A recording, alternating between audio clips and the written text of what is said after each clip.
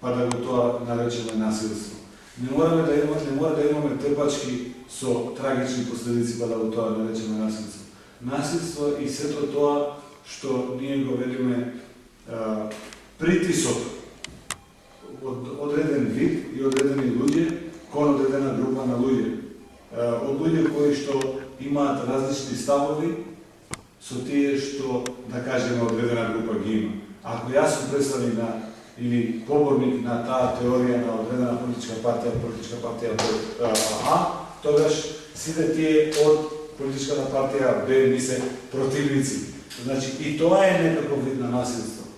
Со таа цивил, која што, како невладина организација, веќе својата активност ја темели во зачувување на човековите права и слободи, се приклучи кон карванот, ако можам така политички да се изразувам, карванот на подигање на јавната свест и сензибилизација на самото население кон тоа да имаме што помирно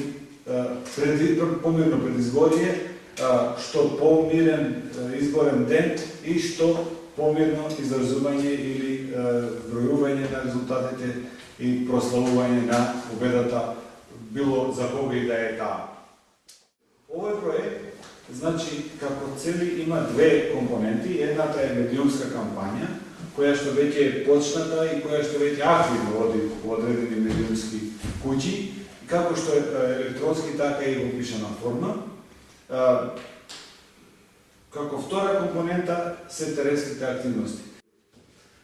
Ние не можеме, колку и да сакаме и колку и да имаме човечки ресурси, не можеме да, како со нож, ги пресечеме, да кажеме, насилствата целокупно, па и во предизборието. Но тоа што можеме да го правиме, а веќе е докажано дека убаво го правиме, е ние да ги освестиме нашите комшини, нашите сограѓани, дека насилството најмалку на нас не помага, а најмногу на нас не отмага. Значи, тоа е целта на овој проект.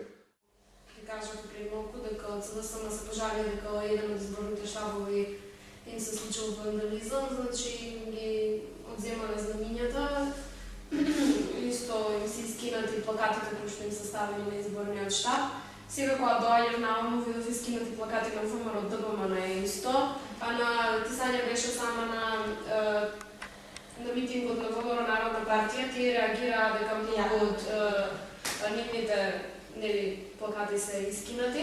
Така да, знаете и сами дека општината донесува правилник каде се може да се лепат плакатите и тој мора да се почитува, не може кој кај сака да се лепи. И веројатно да се почитува од партиите, нели, каде се лепат плакатите.